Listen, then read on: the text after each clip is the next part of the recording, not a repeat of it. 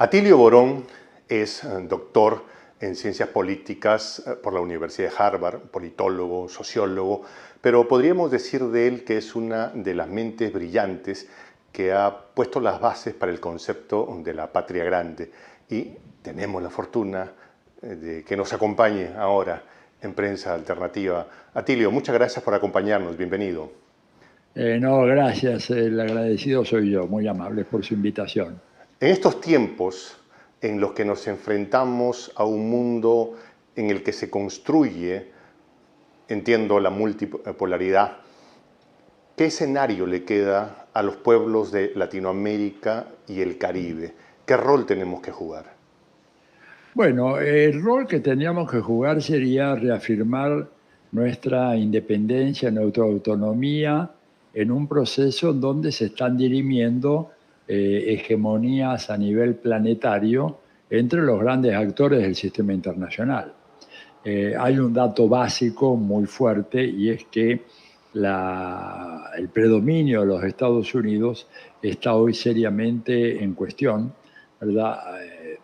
En los medios académicos norteamericanos ya no se discute si hay o no una declinación del poderío norteamericano, sino la forma, la gravedad, los alcances de esa declinación, que son muy evidentes, ¿verdad? No quisiera hacer acá la enumeración, pero básicamente vemos las dificultades que Estados Unidos tiene para transformar su enorme maquinaria militar en una maquinaria capaz de doblegar cualquier país, cosa que no han podido en 20 años en Afganistán, que es, junto con Haití y algún otro país africano, uno de los 4 o 5 países más pobres de la Tierra, y sin embargo el aparato militar norteamericano no fue suficiente para doblegarlos, ¿verdad? Y habría muchos ejemplos: la derrota de Vietnam, la situación de empate en Irak, etcétera. El declinante papel del dólar en el comercio internacional, los problemas de la economía norteamericana, las crisis bancarias recurrentes, y todo eso que ha precipitado por parte de Estados Unidos una cruzada en contra de Rusia y en contra de China. Entonces, América Latina lo que debe hacer en ese contexto es procurar, en primer lugar, fortalecer sus lazos de unidad, porque independientemente nuestros países, uno por uno, no tiene absolutamente ninguna capacidad de jugar un papel en el tablero de la política internacional o de la economía mundial. Es muy difícil lograr eso, por más que sean países grandes. Tomemos el caso de Brasil o el caso de México, ¿verdad? Pero Brasil, en términos, por ejemplo, de comercio internacional, tiene una gravitación muy inferior, por ejemplo, a Corea del Sur, lo cual habla ya de que evidentemente el tamaño de los países no necesariamente se proyecta linealmente sobre la economía mundial.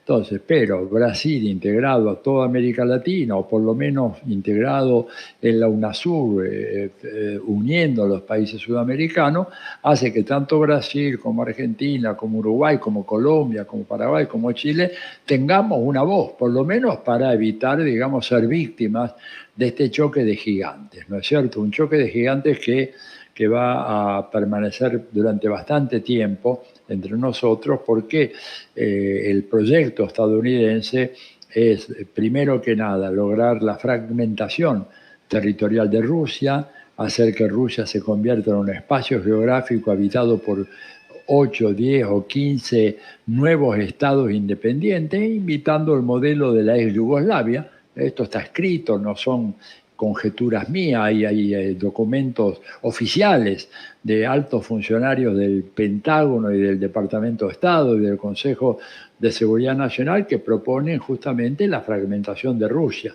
¿verdad? Y por otra parte, la idea de provocar un conflicto con China a partir de agitar la cuestión de Taiwán, que tú ves que ya Estados Unidos lo está haciendo de manera muy responsable, porque evidentemente una guerra con China sería realmente de consecuencias apocalípticas, ¿no es cierto? Porque si bien China no tiene el poderío militar que tiene Rusia, pero tiene una presencia económica tan importante en la economía mundial que podría causar muchísimo daño a los Estados Unidos, más allá del hecho de que, como señalan algunos militares norteamericanos, una cosa es agredir a China, por ejemplo, invadiendo Taiwán con la 82 División Aerotransportada del ejército norteamericano, y otra cosa muy diferente es mantenerse en Taiwán, ¿verdad? Cuando tenés una cadena logística que se extiende a lo largo de 8.000 kilómetros. Por lo tanto, lo que los expertos militares americanos dicen, los más serios, ¿verdad? Es que sería una locura intentar una agresión militar en contra de China, que más vale empecemos a conversar a ver cómo podemos llegar a una acomodación, porque además están viendo que, por ejemplo, los efectos de las sanciones económicas prácticamente no han afectado de ninguna manera significativa a Rusia, mucho menos afectarían a China, con la diferencia de que China tiene la capacidad de represalia económica que Rusia no tiene. Entonces, en ese contexto, América Latina lo que debe tratar de hacer es evitar ser sorprendida en esta gran pelea de gigantes, cada país por su lado, porque entonces realmente no tenemos futuro. Y ahí surge la pregunta, ¿América Latina debe prepararse? ¿Usted percibe, Atilio Borón, percibe que los gobiernos progresistas de izquierda que han asumido el poder en el continente están haciendo algo o están lejos de ese horizonte? Están haciendo algo, yo diría que están haciendo poco y lo están haciendo muy lentamente. Me da la impresión de que los gobiernos progresistas vislumbran el peligro, pero que no tienen así la sensación de la urgencia que deberían tener ellos, porque acá todo esto es un asunto que se va a dirimir en los próximos años. No estamos hablando de tendencias a 25, 30 años, ni nada por el estilo. Ahora estamos hablando de tendencias que son muy inmediatas, y yo no veo que estén avanzando con la suficiente rapidez y profundidad en ese proceso, porque Estados Unidos también juega en este continente, entonces tiene sus mecanismos de presión. Para Estados Unidos la unidad de América Latina siempre ha sido un problema, y ellos lo han combatido desde hace 200 años con la doctrina Monroe para acá. Pero bueno, creo que hay una conciencia. Vamos a ver qué pasa. Mira, yo creo que hay que tener en cuenta lo que va a ocurrir en estos próximos 3 o 4 meses. Después de las visitas de Lula a Biden, después de la reunión de Lula con Xi Jinping, que la va a tener ahora en las próximas semanas, después de lo de Alberto Fernández con Biden, ¿no es cierto? Vamos a ver cómo se arregla todo esto, porque tanto Brasil y probablemente Argentina, que ha sido invitada a incorporarse a los BRICS, van a tener que ver de qué manera juegan este partido siendo miembros de los BRICS, que es una gran oportunidad económica para países como Brasil y Argentina, y al mismo tiempo cómo evitan la represalia de Estados Unidos, que no quiere ni oír hablar de los BRICS. Y yo me imagino, y con esto termino la respuesta, que uno de los grandes temas que habrán hablado Alberto Fernández y Luis Ignacio Lula da Silva con Biden es el tema de la permanencia de estos dos países en los BRICS. Estados Unidos claramente no quiere que ni Brasil ni Argentina permanezcan en el BRICS, en el caso de Argentina, si es que finalmente ingresa, y mucho menos que le den un perfil muy alto al BRICS. En todo caso, le habrán dicho a Lula, bueno, si se queda, pero el BRICS hay que bajarle el tono y convertirlo en un foro que no tenga de mayor importancia. El problema está de que las necesidades económicas de nuestros países nos empujan a fortalecer el relacionamiento con China, y eso es lo que genera todas estas tensiones y estos conflictos tan fuertes en momentos como los actuales, ¿no?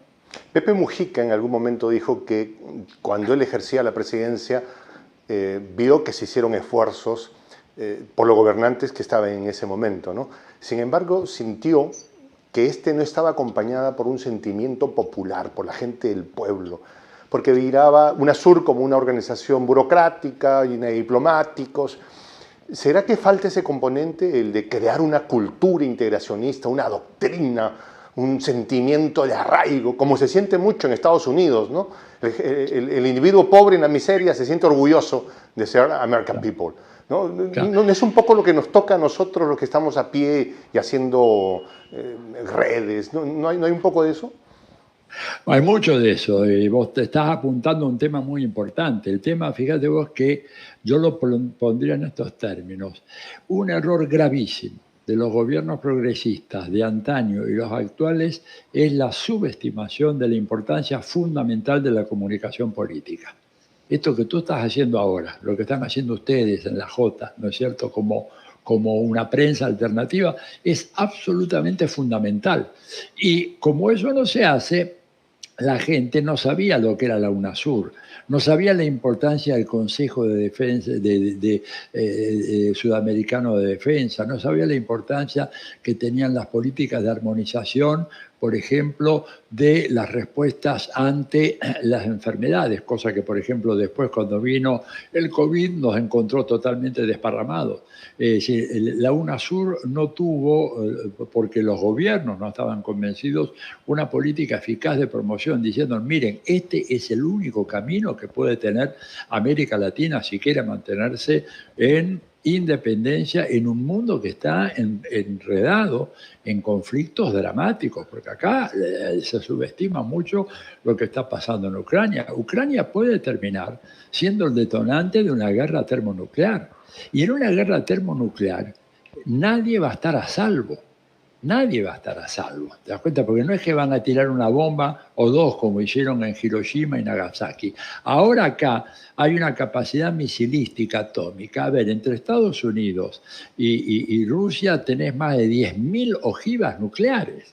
Con que tiren 50, no más de las 2.000, ya el invierno atómico cubriría todo el planeta, llegaría a lo más profundo de Sudamérica, acá mismo en el sur de la Argentina no estaríamos a salvo, ni te digo los países que están más al norte. Y esa nube atómica te liquida la agricultura, te liquida la ganadería. Digo, la gente de repente no tiene conciencia de la gravedad. Noam Chomsky, por ejemplo, está permanentemente batiendo el parche de este tema, diciendo, estamos apenas a 1 minuto y medio de lo que el boletín de científicos atómicos llaman la apocalipsis nuclear. Y los gobiernos siguen avanzando en esa dirección. Entonces, para América Latina poder actuar con una sola voz, haciendo un llamado, ¿no es cierto?, que refuerce los llamados que hizo, por ejemplo, el gobierno chino y otros gobiernos, diciendo, bueno, acá hay que llegar a una solución pacífica la crisis de Ucrania, una crisis que fue inventada, hay que decirlo de todo, una crisis que está escrita en varios documentos de Estados Unidos como el camino para lograr la fragmentación de Rusia, ¿verdad? Creo que puede ser un papel muy importante que podemos jugar nosotros, pero hay que convencer a la gente, y lo que tú dices es muy claro, no ha habido de parte de los gobiernos progresistas una política activa de comunicación, de información de la gente, de plantearle la gravedad de la situación en la cual nos encontramos, y por eso la gente toma esto con una cierta ligereza. En los tiempos del expresidente Donald Trump, agudizó la relación con Latinoamérica, y luego ha habido un como ya no me importas, aparente, ¿no? Es como una suerte de guerra fría, más no guerra fría, una ley de hielo aparente, ¿no? Ya, sí. Sí. Sin embargo, China está avanzando poderosamente en la región. ¿Qué debemos esperar de la relación de Estados Unidos con la región latinoamericana y el Caribe en los próximos años, no en las décadas, en los próximos años? Los próximos años, mira, hay algo muy claro. Hoy en día la política hacia América Latina la hace el Comando Sur, es decir, el Pentágono y el Comando Sur. A diferencia de épocas anteriores, en donde la política hacia nuestros países la hacía el Departamento de Estado y luego el Pentágono, bueno, apoyaba, ¿verdad?, con su potencia militar lo que podría ocurrir en la región. Ahora la cosa es exactamente al contrario, y esto te explica el inédito protagonismo de la señora Laura Richardson. ¿Quién es Laura Richardson? Es la generala que es la jefa del Comando Sur, que se pasa viajando por toda América Latina. Cada 2 o 3 meses la tenemos en una gira de inspección. ¿no es cierto? Y en donde ella ha llegado a plantear de una manera muy radical las tesis monroístas de América para los estadounidenses de una forma muy clara. Ella lo ha dicho, nosotros compartimos este vecindario, dice, en el cual hemos vivido con total armonía durante 2 siglos y tenemos que impedir que vengan intrusos por fuera que quieran apoderarse de nuestros recursos. Dijo nuestros recursos, o sea, el litio, el cobre, el agua, los alimentos, los combustibles, el gas, el petróleo, todo eso ya lo considera propio. Y esto no es un delirio personal de ella, esta es la visión que la clase dirigente norteamericana tiene sobre América Latina. Ellos están absolutamente convencidos que en la idea de que América Latina les pertenece.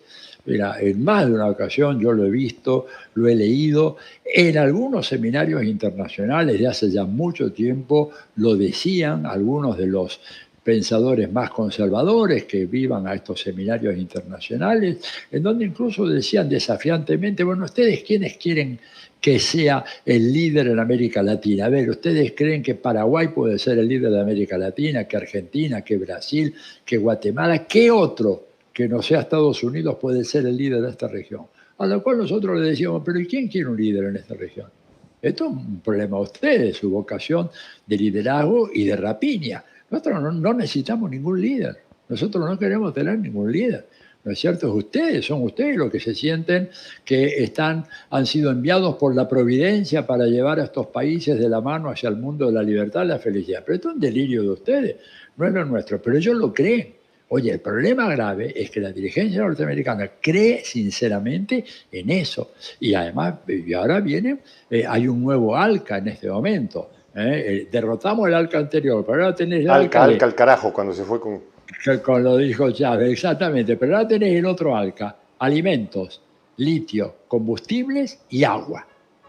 Esto es lo que están esta gente buscando, ¿no es cierto? Bueno, entonces tenemos que tener mucho, mucho cuidado. Yo te digo, yo no estoy con esto diciendo que tenemos que darle la espalda a Estados Unidos o declarar una guerra comercial con Estados Unidos, nada de eso. Lo que sí digo urgentemente, no tenemos que hacer nuestras las guerras de los Estados Unidos. Las broncas que Estados Unidos tenga con Rusia y con China, que se la arreglen ellos. Pero ¿cómo van a meter a nuestros países en ese baile? La Argentina lo hizo en los años de Menem. Mira, pero hay una expresión que ese es lío de gringos, no sé si se entiende, ¿no? Sí, exactamente. No es nuestra pelea. No tenemos por qué meternos ahí nosotros. Y además hay una cosa, ¿cuál es la gran diferencia? Porque mucha gente dice, bueno, vos estás abogando por el imperialismo chino. Yo no abogo por ningún imperialismo. Lo que yo me limito es a constatar lo siguiente. Hay un país que tiene reconocidamente, según la propia página web del Pentágono, poco más de 800 bases militares en los 5 continentes del mundo. Y hay otro país, que es China, que tiene una sola base militar fuera de su territorio, y Rusia, que tiene una sola base militar fuera de su territorio. Y esto me lleva una pregunta. ¿Qué relación debemos tener la América Latina, la patria grande, con China? Yo creo que tenemos que tener una relación sólida en materia comercial, porque ¿cuál es la diferencia entre China y Estados Unidos? Estados Unidos viene a nuestros países, ¿no es cierto? Y viene con un ánimo de, aprovechar todo lo que pueden, saquear todo lo que pueden. A cambio no te dan nada. Los chinos también vienen con una vocación de aprovechar los recursos naturales que tenemos nosotros. No son las monjitas de la caridad. Pero a cambio te dan mucho. Digo, esta es la diferencia. A cambio hacen grandes inversiones en obras de infraestructura, en telefonía, en industria satelital. Digo, hay una diferencia significativa. Ojo, no te regala nada. La idea ingenua que los chinos vienen, no. A ver, los chinos inventaron el comercio mundial hace aproximadamente 900 años. Cuando ni siquiera estaba descubierta América, ellos ya habían inaugurado la ruta de la seda, eran los grandes comerciantes que conectaban desde el extremo oriente hasta Venecia, y desde Venecia se desparramaban por todo el resto de Europa. O sea que son personas con una mentalidad comercial muy, pero muy desarrollada. Entonces, no te van a venir a regalar nada, pero sí va a haber un intercambio que para nosotros es muy diferente al que podemos tener con Estados Unidos, con Europa. Te pongo un ejemplo ya. A ver, Macri, ¿no es cierto?, entregó todo lo que Estados Unidos quería. ¿no es cierto? Y imploró para mejorar las exportaciones argentinas hacia los Estados Unidos. ¿Qué fue lo que consiguió?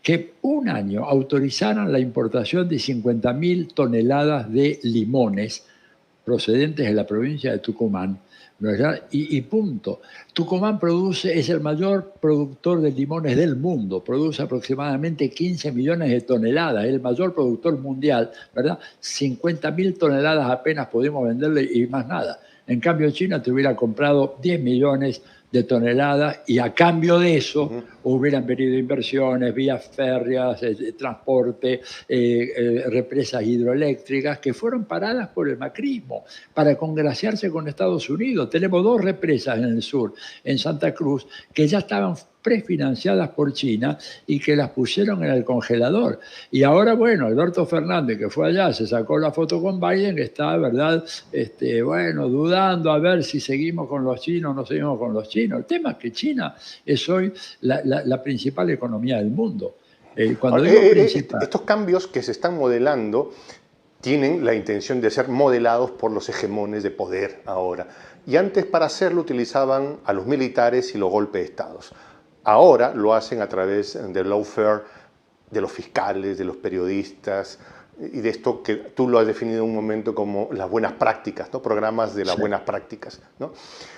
En este escenario, ¿crees que sería posible que haya una corriente de conciencia latinoamericana para que obliguemos a nuestros legisladores para que se considere alta traición a la patria aquel que lleva a cabo prácticas de lawfare? No hay ambiente para eso. Desgraciadamente no hay ambiente para eso. Hay toda una función educacional que nuestros gobiernos no han cumplido. Tengo por ejemplo, el caso del gobierno argentino, para no hablar de otro. No sé, en Uruguay, en Chile, en Paraguay, pero acá no hay preparación para esto. No ha habido una educación.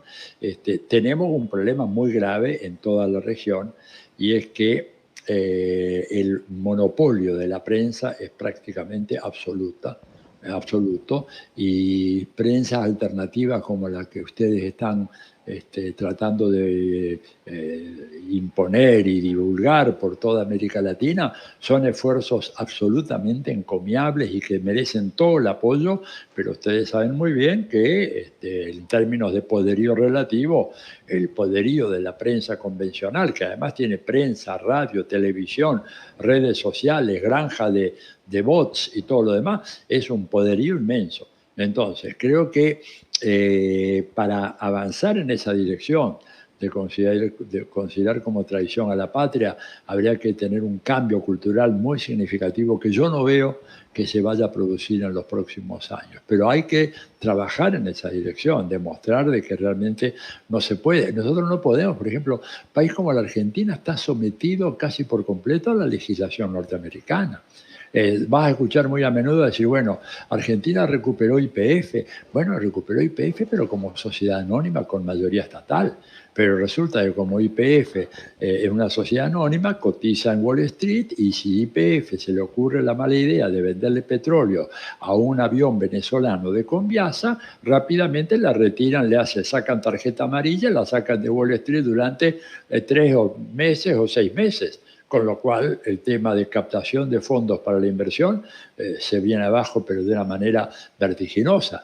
Esto que tú hablas, de que bueno, de que son tareas inconclusas, tendría que ser una empresa estatal, no una sociedad anónima, pero bueno, todo esto requiere quebrarle la mano, ¿verdad?, a la embajada, que no es una tarea sencilla en nuestros países, ¿no? La embajada tiene una red de tentáculos en el periodismo, en los jueces, en los fiscales, en los bancos, en el mundo académico, que hace que cualquier idea como esta, o si querés, esto ya para darte pie a una nueva pregunta, si quieres, digo, ¿cómo pueden a mí venir a convencerme de que la Argentina tiene un problema con los dólares cuando es un país que el año pasado exportó casi 89.000 millones de dólares?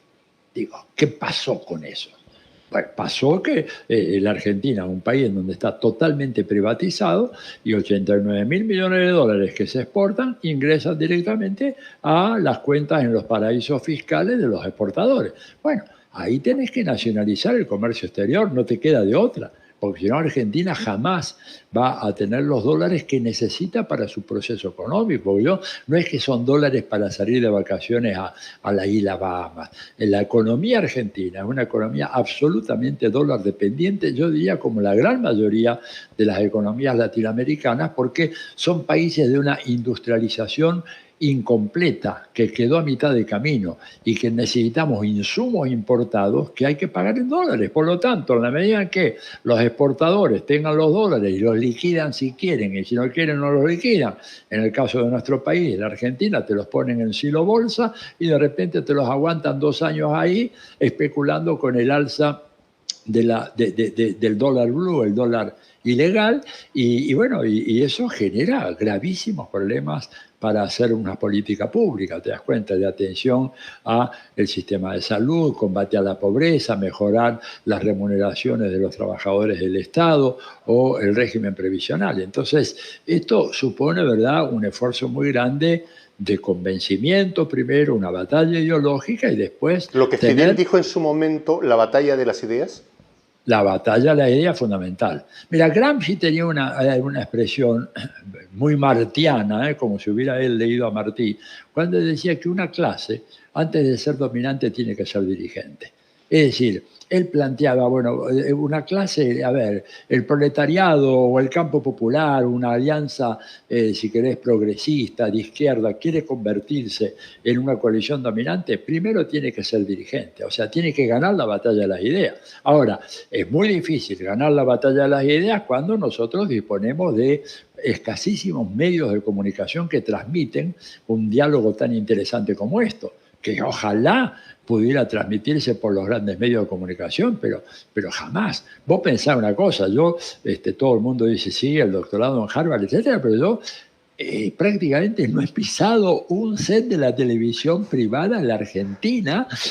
Ni Clarín ni Nación jamás me hicieron una entrevista, aunque sea para preguntarme sobre el Mundial de Fútbol. Nada. O sea, es el ninguneo. Pero además, ojo, no solamente yo, le pasaba a Horacio González, a José Pablo Feynman, a tantos intelectuales que teníamos el pequeño refugio de Página 12 y ahora C5N un poquito. Pero eso, ¿verdad?, es pelear contra un tigre con una espadita, ¿verdad? Bueno, viene el tigre, te pega un zarpazo y directamente desaparece. La gente ni siquiera, ¿quién es este tipo? Nunca escuché hablar de él. Mira, resulta que tiene un doctorado.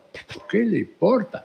Si estamos absolutamente ninguneados. Este es un gran tema. Ahora, problema, ¿sabes qué? Que los gobiernos, vuelvo al tema inicial, los gobiernos progresistas no se han tomado en serio el tema fundamental de la comunicación política. Sobre esto hay un ciudadano también mexicano, argentino, con residencia en México, Drus me parece que es su apellido, ¿sí?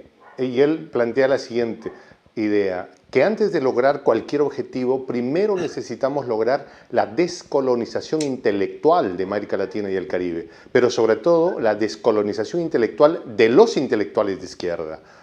Bueno, probablemente estarás hablando de Ramón Grossfogel, seguramente. Enrique Drus, me parece. Enrique Dussel también. Enrique Dussel, que es un argentino radicado en México hace muchos años. También Fernando Buenabad, que es un mexicano que vive acá en la Argentina. Bueno, yo estoy enrolado en esa misma corriente. La colonización cultural que hemos padecido nosotros es fenomenal. Mira, yo, por ejemplo, el otro día estaba en un debate con estudiantes de Relaciones Internacionales, ¿no es cierto? Y ellos hacían gala de su conocimiento de los grandes textos propios de la producción norteamericana, que Stanley Hoffman, que Hans Morgenthau, que Henry Kissinger, que Huntington, etc. Y yo les decía, bueno, pero ¿leyeron ustedes a Bolívar? No, pero Bolívar es un gran pensador del siglo XIX. Cuando digo un gran pensador, digo que es alguien que tenía una cultura extraordinaria, un gran conocimiento de la filosofía política de la época y en donde en páginas memorables como las cartas de Jamaica o el discurso de Angostura, Bolívar daba una visión de lo que era América Latina en ese mundo que estaban haciendo, que era extraordinaria. Nadie lo había leído, ninguno de los estudiantes me dijo habían leído a Simón Bolívar. Entonces, ¿cómo pueden ustedes entender el proceso histórico de sometimiento colonial o neocolonial de América Latina sin entender a una figura como Bolívar? O sin entender, digamos, a una figura como el propio San Martín, no tanto por sus discursos, que fueron muy pocos, sino por sus acciones. Por ejemplo, San Martín fundando bibliotecas en diferentes países porque pensaba, junto con Bolívar, que la batalla de ideas era el tema fundamental. O cómo pueden hablar de relaciones internacionales desconociendo la obra de Martí, que Martí fue una obra gigantesca a finales del siglo XIX, planteando todos los grandes dilemas que se nos venían encima. Bueno, este es el colonialismo cultural. El mundo académico latinoamericano, desgraciadamente, ha sido colonizado, ¿verdad? Y estas opiniones que yo te expreso a vos acá son opiniones que en el mundo académico predominante prácticamente no tienen ninguna circulación. Y por eso entonces tenés intelectuales que de repente dicen, no, tenemos que fortalecer nuestra alianza con Estados Unidos, el mundo de la democracia es el mundo de Estados Unidos, el resto son autocracias, bueno, y así nos va, ¿no? Yo sé que tu tiempo es muy corto, Atilio. Esto, me quedan unos minutitos nomás en homenaje a... Sí, yo sé. Y no quiero terminar esto con algo medio personal. Yo sé que Por tuviste favor. cierto vínculo, ¿conociste alguna vez a Fidel personalmente? Sí, claro. ¿Sí? ¿Cuándo fue la vez que tú lo viste y tú sentiste algo anecdótico, importante, brutal, fuerte? No sé si algo nos pudieras narrar. Mira, te voy a dar una primicia. En pocas semanas más va a aparecer un libro que se llama A Contramano. Es un libro surgido de una serie de entrevistas que me hizo una historiadora, en donde repaso toda mi vida, desde mi primer momento político, ¿sí? mi primera vivencia política, que se remonta al año 1948, cuando escuché por radio el discurso de Perón. Lo escuchó mi familia, yo estaba ahí, yo lo escuché y me quedé impresionado por la voz de Perón anunciando la convocatoria a la Convención Constituyente de 1949. ¿No es cierto? Y llego hasta la actualidad. En ese libro cuento varias de las anécdotas de Fidel. Yo te diría la primera más importante, de las muchas que tuve, pero fue cuando él llega a Chile en noviembre del 71 y yo estaba ahí con un grupo de jóvenes que atiborraron la avenida costanera por la cual él iba a pasar en un auto descubierto, venía de pie Fidel y Allende al lado, Fidel, y yo lo que digo, lo que cuento en mis memorias es que yo sentí, y nosotros sentimos, porque éramos varios muchachos jóvenes que estábamos ahí, éramos gente de 22, 23, 24 años, ¿no es cierto? Sentíamos como de repente deben haber sentido aquellos judíos en Palestina cuando bajó Moisés del monte, ¿verdad? Sí, Con las tablas de la ley, diciendo, acá están las tablas de la ley, y Fidel que nos saludó, porque además éramos tan bullangueros que se dirigió a nosotros, nos saludó y nosotros sentimos como un flechazo, porque Fidel era una personalidad que tenía un carisma infernal, ¿no es cierto? Que la sola mirada de él era algo que realmente te conmovía profundamente. Y nosotros estábamos ahí y Fidel diciendo, bueno, estas son las tablas de la ley, estas son las tareas de la actualidad. ¿Y alguna vez tuviste oportunidad de hablar directamente con él? Sí. ¿Algo que alguna vez te dijo, o algo que pasó, algo que tú sientas importante? Mira, te digo, probablemente en una reunión ya en febrero del 2012, en el marco de la Feria del Libro, tuvimos un pequeño aparte con él ahí junto con 4 o 5 otras personas y en donde se le preguntó, bueno, comandante, ante este mundo tan complicado, tan difícil, digamos, había alguien que estaba muy deprimido por el diagnóstico que habíamos hecho, ¿no es cierto?, en el 2012, y este hombre sobre todo estaba muy angustiado. Y Fidel lo mira y me mira a mí y al el otro compañero que estaba ahí dice, pero nosotros ante esto lo único que podemos hacer es lo que sabemos hacer, que es luchar, luchar hasta el fin. Y dijo, si un científico llegara a decirnos de que el planeta Tierra está a punto de estallar, producto de que las placas tectónicas han chocado de manera tal que el planeta se encamina hacia su irreversible destrucción, nuestra obligación, dijo Fidel, ya un Fidel de casi 90 años, hubiera sido luchar y luchar hasta el fin, ¿no es cierto? Un hombre de verdad que tenía una firmeza de convicciones y una claridad y una clarividencia realmente extraordinaria. En fin, ¿Conociste a Chávez? ¿Perdón? ¿Conociste a Chávez personalmente? Sí, también. Brevemente, ¿qué sentiste en el día en el que te enteraste que falleció? Y un dolor inmenso. Yo lo quería mucho, bueno, lo quería mucho a Fidel, por supuesto, pero Chávez era una... Claro, lo que pasa es que Fidel ya estaba cerca de los 90. Chávez, a ver, yo la relación con Fidel era una relación muy cálida, muy cercana, pero con Chávez era, venga acá, y Chávez te abrazaba, te sacudía, hermano, ven, realmente vos sentías que te estrujaba, que estaba... Caribeño al fin. Totalmente. Fidel era en ese sentido menos, de verdad, era muy afectuoso, pero mantenía, digamos, no tenía esa corporalidad, y yo con Chávez tuve una relación muy intensa, y él fue el que me instó a mí a ponerme a trabajar en la problemática geopolítica.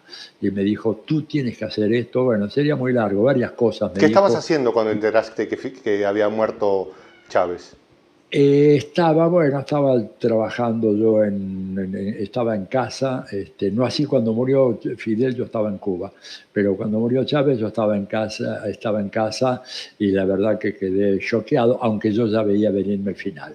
Yo estaba absolutamente convencido, esto sería un tema para otro, y te digo esto y me tengo que ir. Chávez fue un asesinato de alta escuela, producto de la aplicación de los últimos avances de la biotecnología que hoy en día te permiten, de alguna manera, a partir de pequeñas gotitas, ¿no es cierto?, que podés poner en un café o en una salsa, donde sea, reiteradamente podés provocar un tumor que es absolutamente imbatible, y yo supe que a Fidel le pasó eso, y por eso nadie pudo curar a Fidel. Y por eso la gente que estaba en el círculo más estrecho de la Guardia de Seguridad de Fidel está hoy en los Estados Unidos con la identidad protegida. Digo, en fin, eso yo lo dije, y hay un artículo mío en mi blog, de paso te doy el dato, es atilioborón.com.ar, busquen ahí Chávez y todo lo demás, y ahí explico todo eso. Atilio, un abrazo inmenso a la distancia, y espero que no sea la única vez que nos acompañes. No va a ser, porque estoy a tus órdenes y sé que la tarea que ustedes hacen es muy, muy importante, así que cuentas conmigo. Discúlpame la pura. Un abrazo a la distancia. Gracias, que estés muy bien. Adiós. Un abrazo para tu gente. Adiós.